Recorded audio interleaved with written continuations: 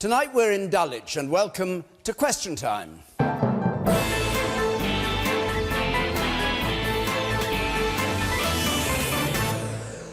With me tonight, Kwasi Kwarteng, part of the Treasury team under Philip Hammond, a Brexiteer, he won't like me saying this, seen as by some as a future leader of the Tory party. Diane Abbott, a Shadow Home Secretary, an MP for more than 30 years, one of Jeremy Corbyn's closest advisers. Mairead McGuinness, the first Vice President of the European Parliament. Since 2017, she's been in that job, an MEP for the Irish Fine Gael party since 2004. David Aronovich, writer, broadcaster, columnist for the Times newspaper, and the Canadian psychologist whose self-help book has sold 2 million copies and whose speaking tour excites controversy wherever he goes, Jordan Peterson.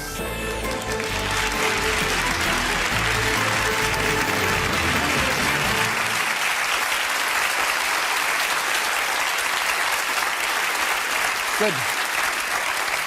Thank you very much. Thank you very much. And as ever on Question Time, if you're watching at home, you can be part of the argument. We're on Facebook, Twitter, Instagram. Our hashtag is #BBCQT. Now, let's have our first question, which comes from Kate Putnam, please. Should stronger use of stop and search powers be employed to tackle our current knife crime epidemic? Well, as we know, there's an appalling spate of knife crime in London and other big cities. Should stronger use of stop and search help? Jordan Peterson.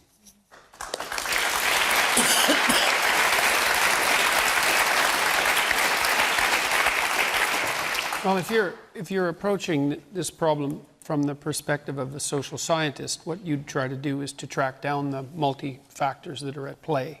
So who's doing it? That would be age range primarily, and likely gender, because the probability that it's all males is extremely high. Why are they doing it? Why has it accelerated in recent years? What do they gain from it? That's a major element of it. There's something going on there. Is it self-protection? Is it status? And so you want to do a causal analysis of the problem, and then you can target the solution properly. And the problem with like stop and search, for example, and this has already been touched upon, is that these are low probability events, so you end up stopping and searching a far larger number of people than are ever going to be involved in any crime, and then that produces side effects like accusations of racism or perhaps actual racism. We've seen that sort of thing happen in New York and in Toronto when stop and search and that, and analogs of that were attempted to be implemented. But I'd like to know why it's happening. That's the first thing, because it's hard to solve a problem unless you've got the diagnosis right. Okay. So generally speaking, the people who are most likely to be violent are young men.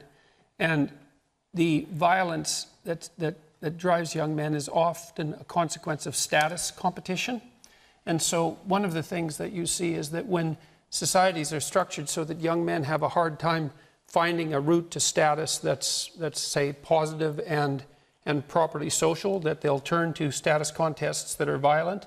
And so that's another element to doing the causal analysis properly, is that if violent crime's on the rise, the probability is high that young men who are ambitious are having a hard time moving up the status hierarchy, and then they use other means to attain notoriety even. And that can be a powerful psychological payoff. You agree with that? I think that's partly true, but I think we can overanalyze what's actually going on, in the sense that crimes that are happening are affecting people every single day. I mean, I read there were about 119 people that were killed in London. That's completely unacceptable.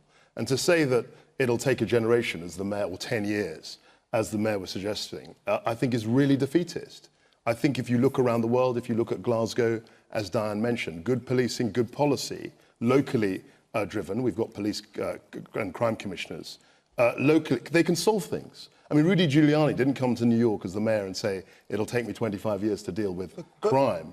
He dealt with it in a relatively short time. And I don't think... It took 10 years in Glasgow. I don't think that's how long it took. They started their programme in 2005. And it wasn't obvious. It wasn't obvious why crime fell in New York. Like, it's fallen quite precipitously across North America. Broadly, I do not think it is an acceptable thing for a politician to say it'll take a generation. What do you make of the point that Jordan made, that it's ambition frustrated by lack of opportunity? I think there are a huge number of reasons why people... What about that particular reason I think there is a plausibility to it. I think that's completely right. I think people feel safer, they feel stronger, they feel a sense of worth, perhaps, sometimes.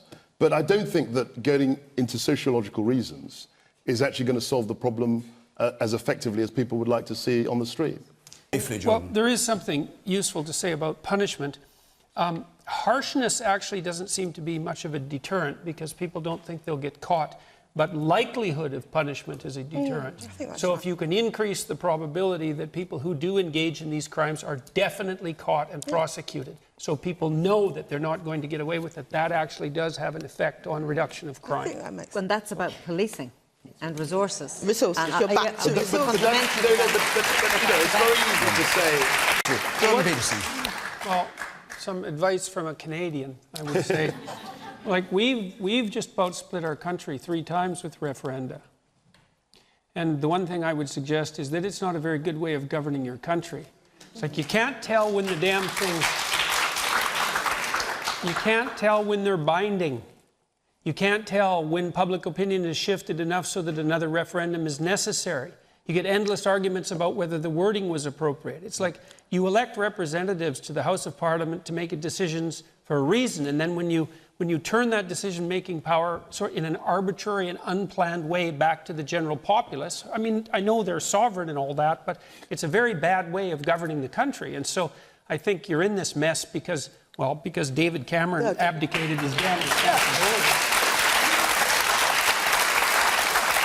Yes, the video of the effigy of the Grenfell Tower on a bonfire was offensive. However, is it a crime? This was the people who shared on social media the burning of a cardboard model of Grenfell Tower with paper people as well, and the police arrested them on suspicion of a public order offence. And the question is what's offensive a crime? Oh, I know in Scotland the police had put up advertisements in the tube encouraging people to turn people in for offensive behaviour online. It seems to me, for example, if you're concerned about knife crime, then maybe one of the things you don't want to do is have your police investigating offensive speech. And one of the things I do see happening in the UK as an outsider that's really quite terrifying to me is that there are increasing restrictions put on people's ability to speak forthrightly, and that the consequence of that restriction and the criminalization of what hypothetically constitutes offensive speech is going to be a cure that's so much more worse than the disease that we can hardly imagine it. It's a dreadful thing to see that happening in the UK. And so, I mean, people say things that are reprehensible all the time, but we can't always agree on what they are. But to start to criminalize that's hypothetical. Are you saying nothing that anybody says should ever be counted as a crime? Racist well, there's incitement to crime. That should be counted as a crime and has been for a very long time in the British common law tradition. But other than that, you should be very careful about what you regulate as speech. Who's going to regulate it? Who's going to define hate? That's the real issue. It's not that there's not hate. There's plenty of it. The question is who defines hate and how is it prosecuted? I'm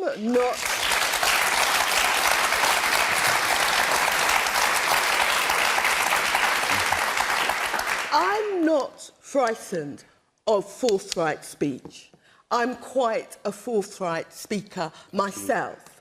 But when you talk about who's going to define hate, you want to see the letters and emails I see day after day and tell me that's not hate. I didn't... Wait a second. Now, hang on a second. No, John. Okay. Yes. Okay. There was somebody fined under the Communications Act earlier this year because he posed a video on YouTube of a dog doing a kind of Nazi salute, and he shouted in the background, "Gas the Jews." And that was... He was fined, it was a criminal prosecution.